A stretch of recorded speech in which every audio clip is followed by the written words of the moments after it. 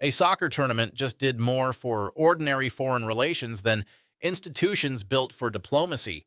At least that's what creator at Delgado asked in a viral reel posted after the World Cup final. And judging by the thousands of emotional responses flooding social media, international fans are answering with a resounding yes. Spain defeated Argentina 1-0 after extra time at MetLife Stadium on July 19th. On July 19th. Ferran Torres scored in the 106th minute. The trophy was lifted. 48 teams, 104 matches, 39 days across Canada, Mexico, and the United States. The biggest World Cup in history officially ended. And then something unexpected started happening. In the days since the final whistle, social media hasn't moved on to the next tournament or the next sports cycle. Instead, it's filled with mourning content. Not about results, not about who won or lost, but about the experience of being here. International fans posting withdrawal videos, creators filming themselves staring at empty stadiums, people sharing clips from tailgates, backyard barbecues, boat trips, spontaneous friendships, and captioning them like eulogies. Creator at CSET13 posted about World Cup withdrawal, saying he was already dreading July 20th. The first day in 39 days without a match. But read the comments under that post, and it becomes clear the withdrawal isn't about soccer. It's about the America they found versus the one they expected. Let's talk about what just happened, because this isn't your standard post-tournament nostalgia. This is something else. Oxford Economics projected 1.24 million international visitors would come to the United States for the World Cup. That's a staggering number, but it's also just a number until you see what those visitors are posting now that they've left. Australian creator Dan McNamara filmed a viral reel on a boat in Miami. Not a press boat, not a sponsor activation, a boat belonging to an American he had never met who invited him out for the day after they struck up a conversation outside a stadium. The video shows blue water, the Miami skyline, laughter, strangers becoming friends in real time. The caption, "This wasn't on the itinerary." That phrase, "this wasn't on the itinerary," has become a recurring theme. International fans are posting about strangers inviting them into tailgates, onto porches, around dinner tables. They're posting about Americans who drove them to matches, let them crash on couches, gave them local recommendations, stayed up late trading stories about their countries. One viral thread compiled dozens of these stories. A family in Atlanta who hosted fans from 3 continents, a tailgate in Kansas City that turned into a 12-hour friendship summit, a backyard barbecue in the Bay Area, where nobody spoke the same first language, but everyone left with new Instagram follows.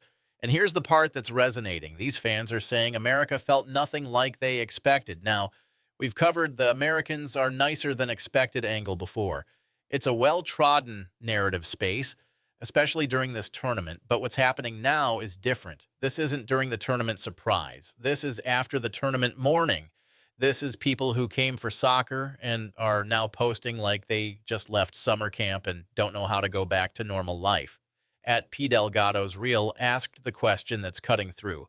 How did a worldwide soccer tournament manage to do more for ordinary foreign relations than institutions built for diplomacy? It's a provocative framing, but scroll through the responses and you'll see why it's landing. Fans are sharing stories about changing their opinions on an entire country because of a stranger who shared a beer with them in a parking lot. They're talking about unlearning stereotypes because someone in Philadelphia explained cheesesteaks for 20 minutes and then drove them to the stadium. They're posting about realizing that the America they saw online and the America they experienced in person were 2 completely different places. One commenter wrote, "I spent 6 years reading about America on Twitter. I spent 6 days in America for the World Cup.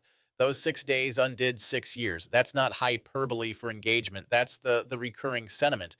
So why is this happening? Why are international fans mourning a tournament that ended the way every tournament ends, with a winner, a final whistle, and everyone going home? Because the tournament was the excuse, not the experience. The experience was the hospitality, the spontaneity, the realization that a million strangers could show up across 16 host cities and be welcomed, not as tourists to be tolerated, but as guests to be included. American sports culture exports a lot of things: highlight reels, trash talk, commercialization. But one thing it doesn't export well is the tailgate, the pregame, the parking lot culture where the event starts hours before kickoff. And the point isn't the game, it's the gathering. International fans experience that for the first time this summer, and they're posting about it like they just discovered a new genre of human interaction. Because in most soccer cultures, you show up to the stadium, you watch the match, you leave. The atmosphere is inside the ground. But in American sports culture, the atmosphere starts in the parking lot at 9 a.m. for a 3 p.m. kickoff. It starts with grills and coolers and cornhole boards and strangers walking up, asking what you're cooking. And for 39 days, international fans got invited into that, not as outsiders, as participants.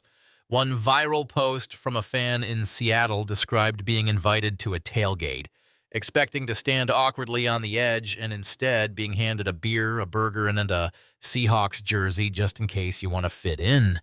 Another fan posted about a family in Houston who saw his England jersey, asked where he was from, and then spent an hour explaining Texas barbecue with the intensity of a doctoral defense. These aren't curated sponsorship moments. These are ordinary interactions that international fans are now mourning because they've gone home and realized that doesn't happen everywhere. That level of spontaneous inclusion isn't universal, and now they're posting withdrawal content because they miss it. Creator at CSETI13 said he was dreading July 20th. That's the day after the final, the first day in over a month without a World Cup match. But his withdrawal wasn't about missing soccer. It was about missing the rhythm of those 39 days, the cities, the strangers, the conversations, the version of America that doesn't make it into the discourse, but showed up every single day of this tournament. One commenter under his post wrote, "I don't miss the World Cup. I miss the America I didn't know existed." That's the line. That's the sentiment cutting through all of this mourning content. So what happens next? The 2028 Olympics are coming to Los Angeles. International visitors will flood back into the United States, but the Olympics are different, more controlled, more corporate, more segmented by venue and event. The World Cup was sprawling. Sheeny cities, 3 countries, fans crisscrossing the continent following their teams. The chaos was part of the charm. The Olympics won't replicate that. But the NFL International Games are ramping up. The league is expanding its footprint in London, Munich, Frankfurt, and exploring new markets. And here's the thing. American football fans travel. They tailgate. They bring the parking lot culture with them. If international fans are mourning the tailgate experience they got during the World Cup, the NFL has an opportunity to export that culture in a way soccer never could because it's native to the sport. But the real takeaway here isn't about the next event. It's about what just happened. 1.24 million people came to the United States expecting one thing and experienced something else. And now they're posting about it like they're mourning the end of a relationship. At P. Delgado asked how a soccer tournament did more for ordinary foreign relations than diplomacy. The answer might be simpler than it sounds, because diplomacy is institutional, and institutions don't invite you onto a boat in Miami. Strangers do. And for 39 days, strangers did exactly that. Across Atlanta, Boston, Dallas, Houston, Kansas City, Los Angeles, Miami, New York, Philadelphia, Seattle, the Bay Area. International fans came for a tournament. They're leaving with a different story about America. And judging by the mourning content still flooding social media, they're not ready to let that story end. That's the withdrawal. That's what they're mourning, not the soccer, the summer sleepover they didn't expect and now don't want to forget.